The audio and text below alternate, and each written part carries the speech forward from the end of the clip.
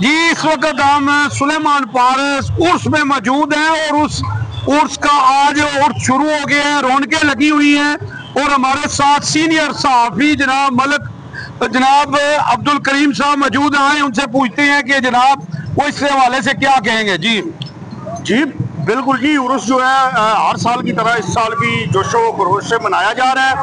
आज गुस्ल था और 13, 14, 15, 16 तक है ये उर्स और बहुत ज़बरदस्त इंतज़ामिया की तरफ से निज़ाम है।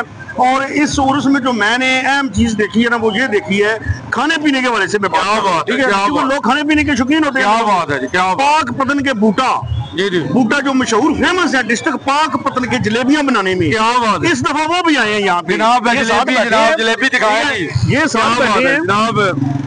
तो देखिए और भी शॉप्स हैं, और भी शॉप्स हैं, लेकिन ये जो हैं ये फेमस हैं। जी जी जी, इनका एक नाम है पंजाब में इनका नाम है, मैं डीपली जानता हूँ इनको। जी जी जी, ठीक है।